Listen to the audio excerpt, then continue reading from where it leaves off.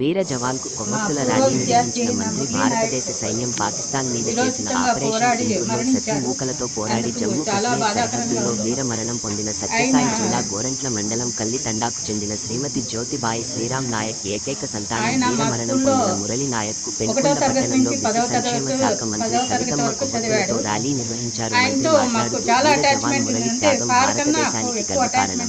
ఈ అమర జవాన్ ఆత్మకు శాంతి చేకూరాలని మౌనం పాటించారు. ఈ కార్యక్రమంలో పెనుకొండ నియోజకవర్గంలోని తెలుగుదేశం పార్టీ నాయకులు, కార్యకర్తలు, మహిళలు పెద్ద ఎత్తున ర్యాలీలో పాల్గొన్నారు. అడిగినప్పుడు ఆయన నేను ఆర్మీకి వెళ్ళి దేశ సేవ చేయాలనుకుంటున్నానని చెప్పారు. ఎందుకు అలా చెప్తావంటే నాకు దేశ సేవ చేయాలంటే చాలా ఇష్టం మేడం, చాలా రక్తంలో అంతా నాకు జీర్ణించిపోయింది, నేను ఖచ్చితంగా ఆర్మీకి వెళ్తానని చెప్పాడు. కానీ నేనేం చెప్పానంటే ఆర్మీకి వెళ్ళడం మంచిదేనన్నా, బట్ మీ తల్లిదండ్రులను ఒప్పించి ఆర్మీలో చేరి దేశ సేవ చేయని చెప్పాను. అలాగే ఆయన వాళ్ళ తల్లిదండ్రులను ఒప్పించి ఆర్మీకి వెళ్ళి దేశ సేవ చేస్తూ మొన్న జరిగిన యుద్ధంలో మరణించారు. ఆయన మరణం చాలా బాధాకరం, కానీ ఎక్కువ వాళ్ళ తల్లిదండ్రులకు తీరని లోటు, అది ఎవరు పూర్తి చేసేది కాదు. ఎందుకంటే ఒక బిడ్డను పోగొట్టుకుంటే తల్లిదండ్రులకు చాలా బాధ ఉంటుంది.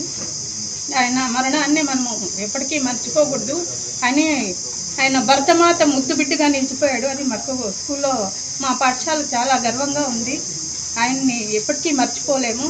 అలాగే మా విద్యార్థులకంతా నేనేమంటే తెలియజేసేది, క్రమశిక్షణతో చదువుతూ దేశానికి సేవ చేయాలి అని నేను మా విద్యార్థులకు తెలియజేస్తున్నాను. అదేవిధంగా మా స్కూల్లో 5 మంది విద్యార్థులు, ప్రస్తుతము 5 మంది విద్యార్థులు ఆర్మీలో చేరారు. ఇప్పుడు ఈయనది ఒక మరణం అన్నమాట, ఇది ఒక తీరని లోటు. ఇంకా 4 ఉన్నారు ఆర్మీలో, నాకు తెలిసినాక ఇంకా 4 ఉన్నారు, ఇంకా చాలా మంది చేరారంట తెలియదు. కానీ వాళ్ళకందరికీ చెప్పడం ఒకటే, దేశభక్తి బాగా చేస్తూ ఇలా జరిగిన ఏదైనా యుద్ధంలో వీరోచితంగా పోరాడండి, మరణించినా కానీ అది మనకు ఒక గొప్ప విజయమే, భరతమాతకు ముద్ద బిడ్డగా నిలిచిపోండి అని తెలియజేస్తున్నాను. నమస్కారం.